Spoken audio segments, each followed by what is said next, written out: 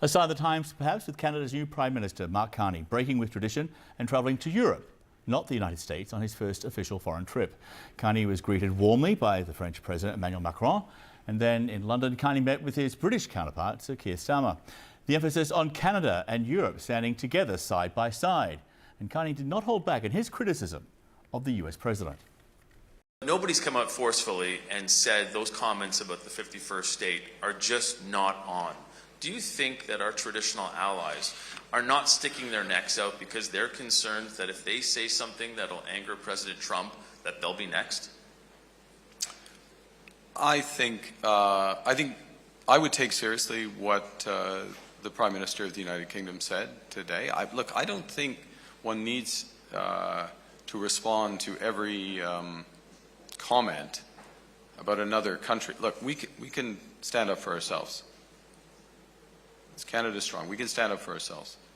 We've called out those comments.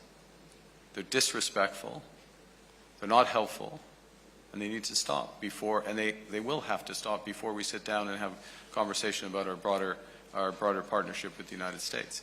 But we're Canada. We don't need other people to come to our aid. This trade uncertainty, the actual tariffs, but then also the uncertainty around what other trade actions could be taken by the world's largest economy are having an impact. They're having an impact on the United States itself. That impact on the United States will continue to grow. The impact of weakening U.S. economy has an impact on everyone else. But of course it has a direct impact as well on the affected countries. It's not welcome. What we see is a number of things, a number of measures that we can take ourselves. We can't control the trade policy of the United States. We don't pretend to control policies of other countries. What we can control is our own domestic economic policy. There's many opportunities in Canada.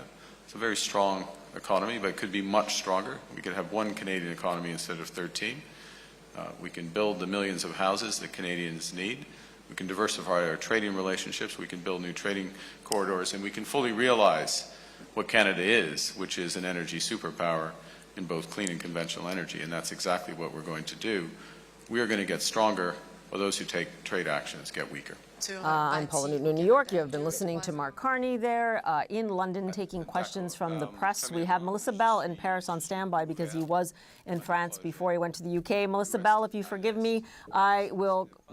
Since I am normally based in Canada, I'll just sum up what he was talking about there. First and foremost, I think for our audience, they will need to know that normally he would not be in France and the UK first. Any Prime Minister of Canada, they would normally have a visit first to the United States. Since President Trump decided to, say that he wanted to annex Canada, Mark Carney saying quite forcefully that for bilateral talks to continue, that kind of talk has to stop. They have not even had a phone call, and that was very clear. I will also say that in the UK, he was asked whether or not he discussed with the King or with UK Prime Minister Keir Starmer, whether or not in any way, shape or form, they were going to stick up for Canada and calling itself the 51st state. His answer was, we don't need other people to stick up for us. We're Canada. We'll handle this ourselves. And finally, they are talking about a blind trust that he has just been asked to put all of his assets in. It is a bone of contention because he was the chair of Brookfield Management. This is one of the largest corporations on the planet in terms of investment dollars, and many people seeking answers, although he certainly says that he has done everything by the book and it's now in a blind trust, and all of this was done ahead of schedule. Again, forgive me, Melissa Bell, I do want to ask you directly, as you know so much more about this than I do, in terms of what his meeting was like with President Macron, especially as they are trying to, as they continue to try and meet the Trump administration where they are, right, where they are on tariffs and other issues, including Ukraine. What you thought about that line about Mark Carney saying we, in fact, are the most European of non-European nations? It was a meeting that was remarkably close. I mean, this was Emmanuel Macron. He said, welcoming a friend to Paris and with great joy, and Mark Carney, for his part, making clear that his first visits to France, the United Kingdom, his third day visit will be to the far north in Canada.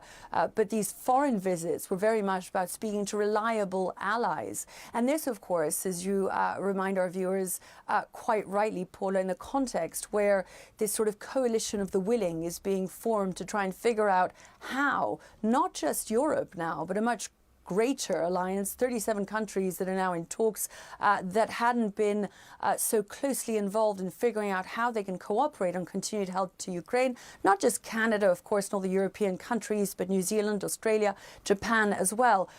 The idea of this visit, I think, is to show very much in line with what we heard Mark Carney say just as he was being sworn in. Forgive me, we go back to London. That for example, Portugal the government of Portugal is taking steps to diversify their supply. What's also in the public domain is a very substantial effort in Europe to so-called rearm Europe, which is a significant consolidation and increase in the amount of defense spending in Europe.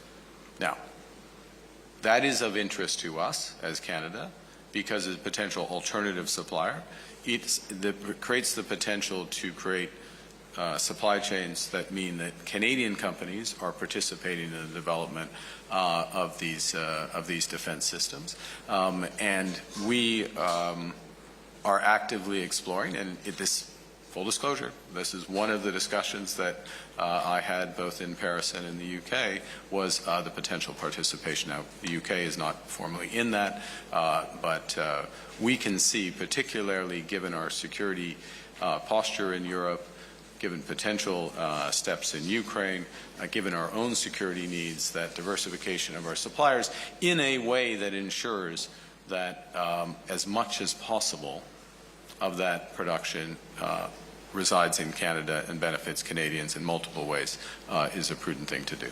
That's what I can tell you. Bonjour, Monsieur Carney, Joël Denis Bellavance de la presse. On est tous choqués au Canada par le comportement de Donald Trump et des États-Unis. Croyez-vous que l'Amérique que l'on voit aujourd'hui, c'est l'Amérique qui va s'installer pour de bon? And once again, we've been listening to Mark Carney there as he meets with Keir Starmer and faces questions from the media. Melissa Bell joins us again. You know, what he was speaking about there, Melissa, was the fact that they're trying to diversify their procurement on the level of defense, something that will no doubt please France, given in this whole issue about rearming Europe. They want to keep more of that defense production in Europe. And now Canada also saying that, look, where once we were going to look to the U.S. defense industry, we're going to take a very close look at the UK and Europe in terms of providing us with our defense needs. And in question, particularly, Paula, of course, is this deal with Lockheed Martin. We know that the Canadians last in 2023 had signed a deal for the purchase of 88 F-35 fighter jets from the American company. We know they've paid for 16 of those, but what we heard from Mark Carney's office, even as he headed off on this European tour, was that they could well look again at that contract and reconsider the rest of those fighter jets and look towards European suppliers, and specifically Sweden, one country that might fulfill part of their needs. So as I was saying, there is this will between these 37 countries now coming together to figure out Ukraine, not just to work on how they can cooperate on continued support to Kyiv, but also to figure out how they can think about their rearmament and their defense structures and their defense spending in a way that doesn't depend as heavily as it has on the United States. And going back to what I was saying a moment ago, it's specifically what Mark Carney said as he came into office. We're willing to sit down with the United States once Washington starts showing us some respect. So there is a sense that Canada is looking more towards European allies for strategic reasons and questions like procurement, without entirely ruling out, of course, the possibility of healthy bilateral talks with the United States. First, though, some respect is due. And I think that was probably behind what is a very strong signal of having this first visit to Europe before even that call with Washington. It was interesting at this conference earlier with Emmanuel Macron. Macron, not just the complicity and the obvious friendship and admiration between the two men, but Mark Carney switched fairly comfortably between French and English and made very forcefully the case that this was a moment also for unity to be achieved between Canada and Europe in a way that had not been sought as specifically as it is now. So a very obvious reaction to what's been said over the last few weeks by President Trump's administration, said and done, since, of course, there's the question of the tariffs. But it is certainly to a friendly audience that the new Prime Minister now turns, Paula. Absolutely, and he has noted often, as has his cabinet, about the historical ties to France. Melissa Bell, grateful to have you with us as we continue to watch that live press conference. Appreciate it.